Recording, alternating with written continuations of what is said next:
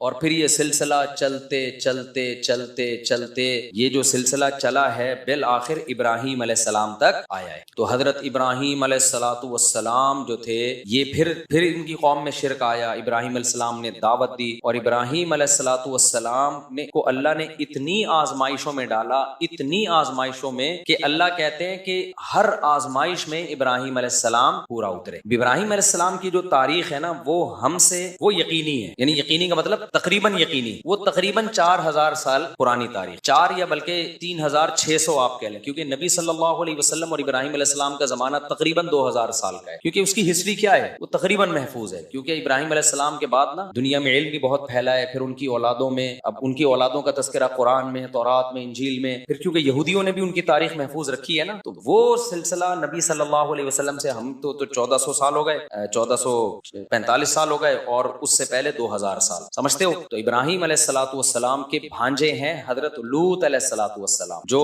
گئے تھے قوم لوط، جن لڑکوں سے بدفعلی کرتی تھی وہ قوم، لوط علیہ السلام نے جا کے ان کو سمجھایا اور وہ قوم نہیں مانی، تو اللہ نے پوری قوم کو پٹخ کے ہلاک کر دیا۔ تو لوط علیہ السلام تھے، پھر ابراہیم علیہ السلام کو اللہ نے بہت بڑی آزمائشوں میں ڈالا، تو ابراہیم علیہ السلام جب تمام آزمائشوں میں پورے اترے تو اللہ نے ابراہیم علیہ السلام کو جو خوشخبریاں دی ان میں ایک یہ کہ اب جتنے بھی پیغمبر آئیں گے وہ آپ کی اولاد میں ہوں، نبوت کو جاری کرے۔ اس لیے ابراہیم علیہ السلام کے 2 بیٹے، ایک اسماعیل علیہ السلام اور ایک اسحاق علیہ السلام۔ اسماعیل علیہ السلام حضرت ہاجرہ کی اولاد میں تھے، اور اسحاق علیہ السلام آپ کی پہلی زوجہ حضرت سارہ ان کی اولاد میں۔ اچھا، یہ جو دوسری شادی حضرت سارہ نے ہی کروائی تھی حضرت ابراہیم علیہ السلام، لیکن پھر بڑی ٹینشن میں آئی تھی، وہ جب کروا تو تھی لیکن کافی ٹینشن میں آئی تھی، تو اس سے پتہ چلتا ہے کہ یہ نیچرل ہے عورت کا سوکن کی وجہ سے ٹینشن لینا۔ تو ابراہیم علیہ السلام نے حضرت ہاجرہ کو رکھا کہاں؟ پھر مکہ لے گئے۔ اس سے پتہ چلتا ہے بھائی 2 بیویوں کو ایک ساتھ مت رکھ، سمجھتے ہو؟ اگر آپ نے 2 یا 4 کو ایک گھر میں رکھا، خود آپ کو کسی بیابان میں جا کے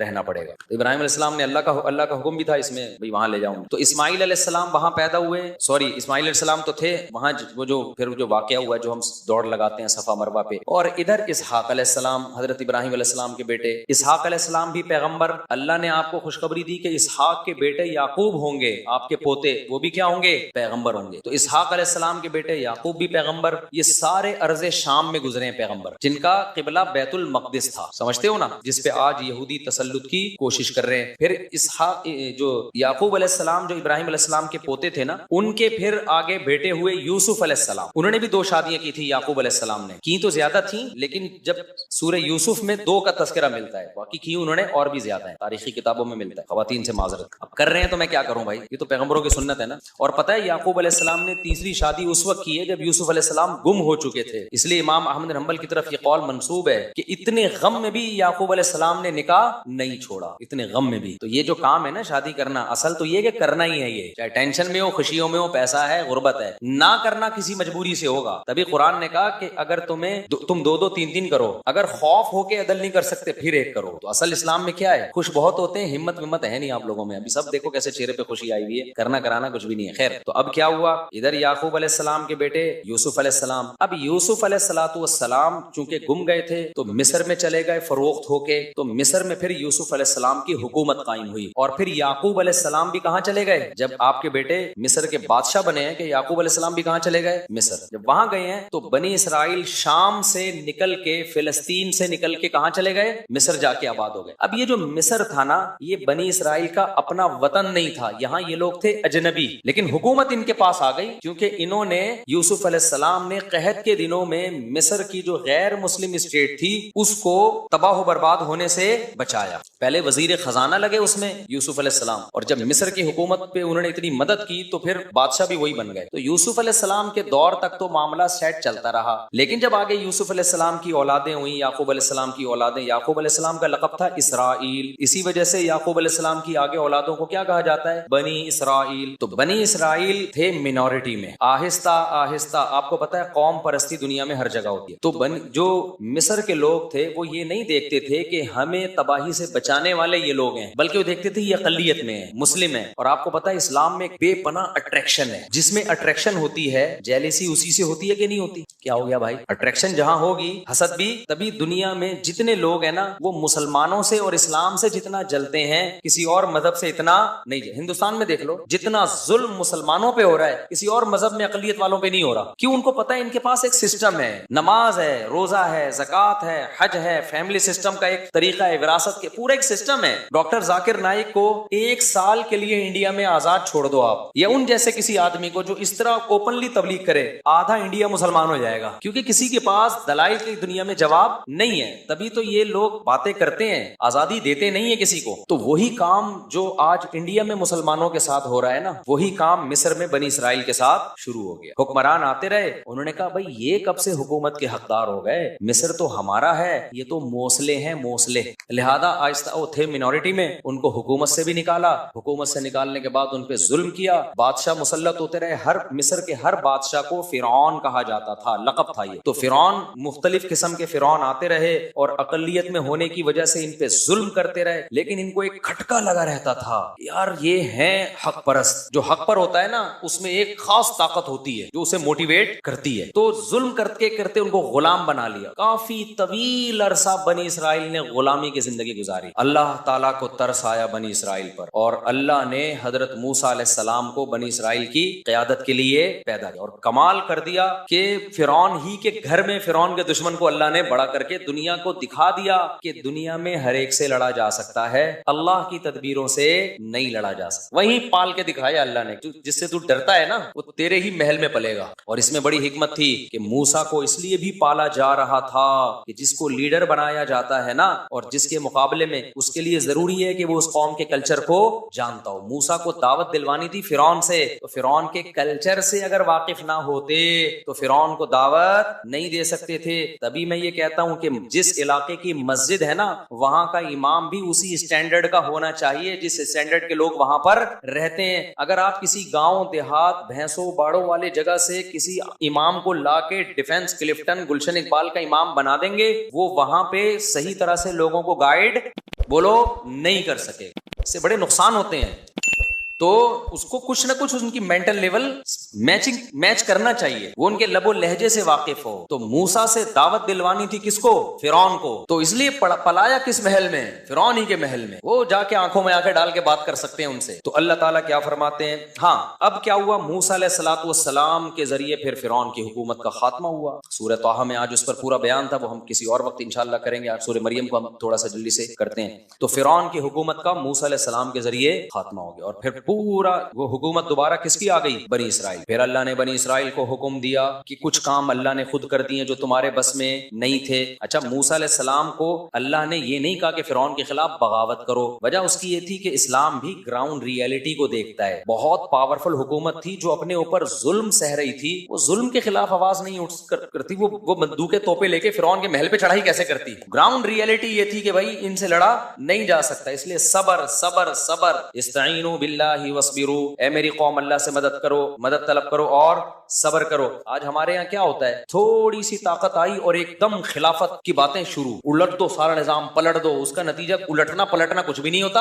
اور لاشوں کے انبار لگ جاتے ہیں اور فساد پھیل جاتا ہے سوسائٹی۔ جب یہ لڑائی ہوئی تھی نا یہودیت کی 67 یا 71 کی جو وار ہوئی تھی نا عربوں کی اور اسرائیل کی، پتہ ہے آپ کو؟ عرب اسرائیل جو جنگ ہوئی تھی، مولانا ابو الحسن علی ندوی رحمۃ اللہ علیہ نے کہہ دیا تھا اس میں فتح اسرائیل کو ہوگی، عربوں کو نہیں ہو۔ حالانکہ عرب اس وقت بہت پرہیزگار تھے اور بہت بڑی تعداد میں تھے، اور سب میں لڑنے کا بے پناہ جذبہ تھا۔ ابو الحسن علی ندوی بہت بڑے عالم گزرے ہندوستان میں، بڑے محقق، آج ان کی ساری پیشگوئیاں پوری ہو رہی ہیں۔ انہوں نے کہا تھا فتح کس کو ہوگی؟ اسرائیل کو۔ لوگ حیران ہوئے کہ حضرت آپ کیا بات کر رہے ہیں، ادھر عرب اتنے، مصر بھی لڑ رہا ہے، لبنان بھی لڑ رہا ہے، اور سعودی عرب بھی تعاون کر رہا ہے۔ تو انہوں نے کہا کہ جہاں حقیقت اور صورت کا مقابلہ ہوتا ہے نا، وہاں کامیابی حقیقت کو ملتی ہے، صورت کو نہیں۔ کہا کہ یہاں صورت تو ہے، نعرے، جذبے، سجدوں کے محراب، اللہ کی یاد میں رونا، شہادت کے جذبے، تیاری نہیں ہے۔ یہودی کے پاس کچھ بھی نہیں ہے، تیاری پراپر کر کے میدان میں اترا ہے۔ اسے پتا تھا کہ مصر سے بھی حملہ ہو سکتا ہے، میں جب یہ کروں گا، پہلے سے اس نے اس کا انتظام کیا ہوا۔ خفیہ ایجنسیاں چھوڑی ہوئی تھی کہ مصر کے طیارے اڑنے کا پروگرام بنائے نا تو بتا دینا ہمیں، تاکہ ہم ایئرپورٹ پہ ہی تباہ کر دیں ان کو۔ تو ہوا یہ کہ مصر کے طیارے ابھی تیاری کر رہے تھے نا، جہازوں پہ کپڑا پڑا مار رہے تھے صبح اٹھ کے، یار اسرائیل نے حملہ کیا، چلو ہم بھی تھوڑا سا شیمپو ویمپو سے نہائیں۔ ان کے پائلٹوں نے کہا کہ ہم بھی جا کے کہ ظاہر ہے وہ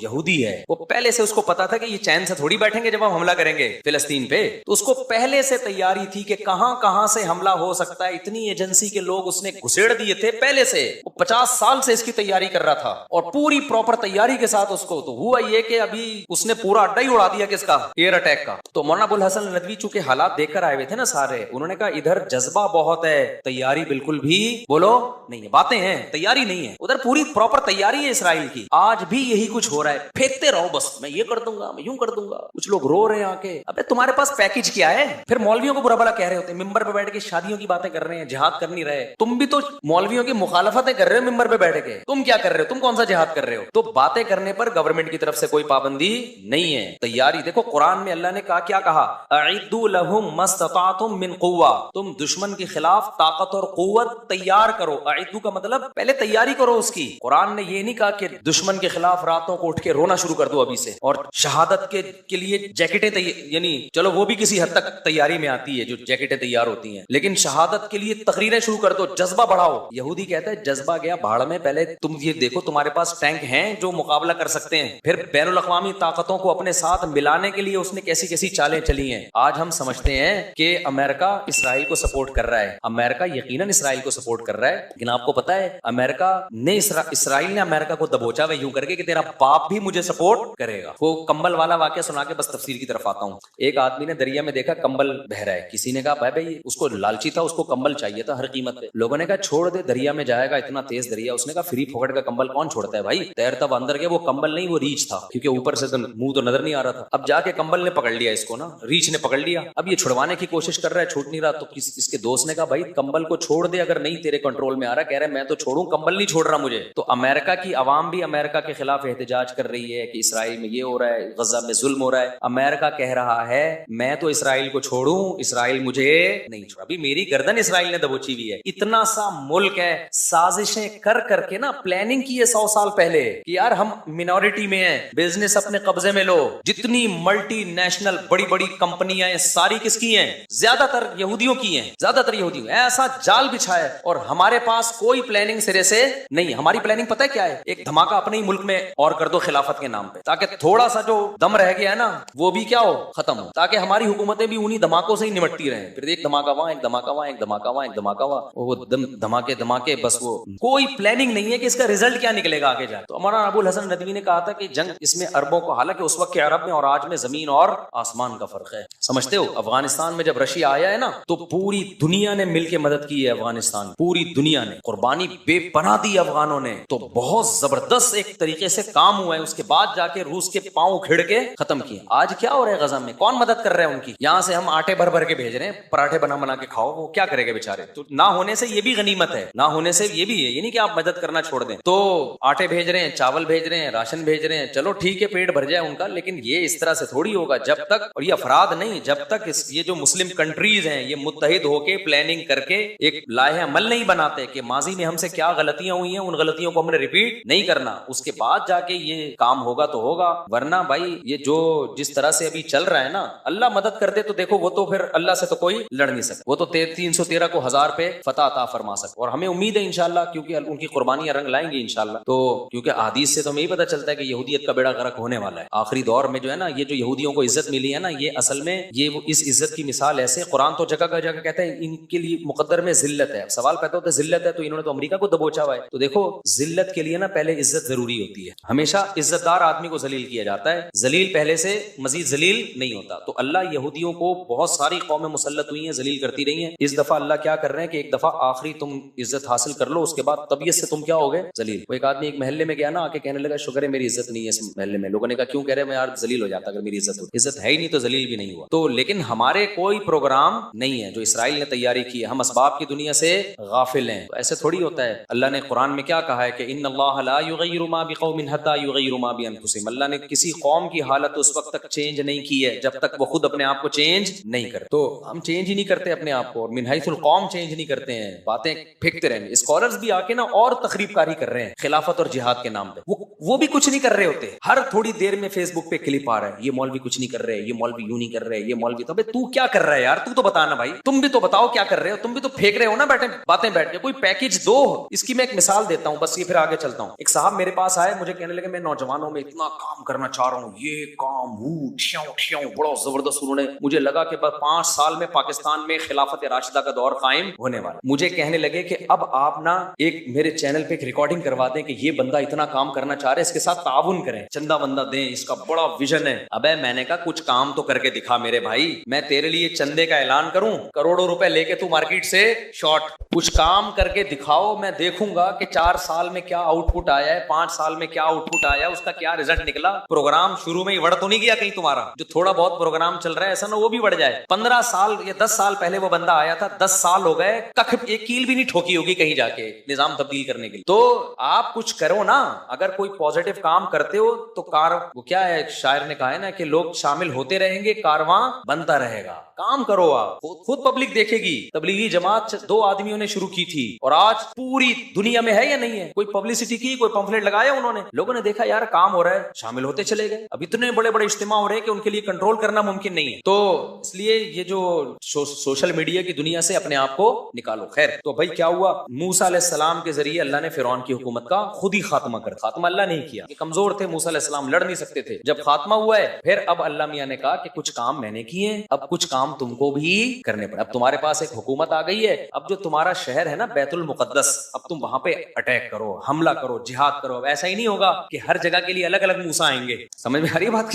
फिलिस्तीन में एक अलग मूसा भेजूंगा मैं जो बैतुल मुकद्दस पे कब्जा करेगा। भाई यहाँ तो तुम गुलाम थे, तुम्हारी ताकत नहीं थी, अब तो तुम्हें एक पावर मिल गई है ना, एक स्टेट मिल गई है, रियासत मिल गई है, अब क्या करो, चलो। लेकिन वो इतना अरसा गुलामी में रह रह के ढीठ ढीले ही नहीं, और मूसा अलैहिस्सलाम से कहने लगे इज़हब अंता व रब्बुका फकातिला इन्ना हाहुना काइदून। ए मूसा, बहुत ताकतवर लोग हैं, इतने लंबे लंबे कद हैं। अपनी इंटेलिजेंस भेजी थी उन्होंने, जाके देख के आओ, थोड़े छोटे साइज के हुए तो लड़ लेंगे, थोड़ा 6 फुट से ऊपर के हुए तो नहीं लड़ेंगे। तो उन्होंने जाके चुट्टा लेके गए वो लोग ना, बंदे नाप नाप के आए। उन्होंने बोला भाई बहुत कौमन जब्बारीन, बड़े ताकतवर लोग हैं, हम उनसे नहीं लड़ सकते। मूसा अलैहिस्सलाम की कौम में 2 लोग थे, नेक लोग। अल्लाह कहते हैं क़ाल रजुलानी मिनल्लज़ीना यख़ाफ़ूना अनअमल्लाहु अलैहिमा। हमारे हजरत इस आयत को पढ़ते थे और कहते थे कैसे खुशकिस्मत लोग थे वो। बनी इसराइल में कुछ नेक लोगों में 2 ने कहा जिन पर अल्लाह का इनाम था। कुरान कह रहा है यख़ाफ़ून, अल्लाह से डरते थे। उन्होंने कहा मेरी कौम, जब अल्लाह कह रहा है लड़ो, इसका मतलब वो मदद करेगा। एक होता है ना आप अपनी राय से लड़ रहे हो तो इसमें राय गलत भी हो सकती है, सही भी, लेकिन जब अल्लाह का हुक्म आ गया अब तो गलत होने का इम्कान है ही नहीं। तो उन्होंने कहा लड़ो,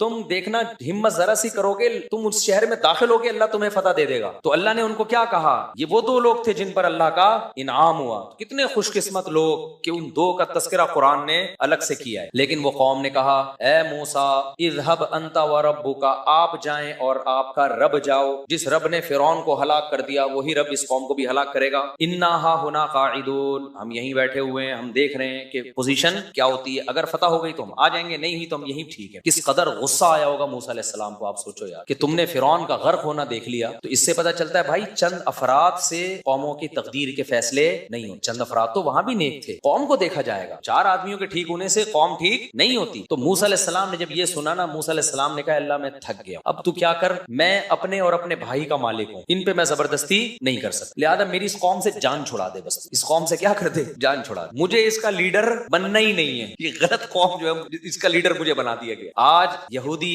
इसराइल कर रहा है और कह रहा है कि ये हमारा है। तुमने मूसा को सताया कितना है, मैं पहले ये थोड़ा मुकम्मल कर लूं ना, फिर बताऊंगा कि आज ये क्यों यहूदी इतना उछल रहे हैं। तो फिर क्या हुआ, 40 साल तक वो उसी मैदान में भटकते रहे। वहीं मूसा अलैहिस्सलाम का इंतकाल हुआ, हारून अलैहिस्सलाम का इंतकाल हुआ, फिर उन्हीं के खादिमों में से या उन्हीं की औलादों में से अल्लाह ने किसी को नबूवत दी। 40 साल के बाद जाके फिर उन पर वही हुई कि अब आप जिहाद करो। तो फिर इन लोगों ने जिहाद किया और फिर उस जिहाद की बरकत से अल्लाह ने फतह अता फरमाई। और उसी में कुरान कहता है कि एक कमांडर थे, मुजाहिद थे, कमांडर भी नहीं।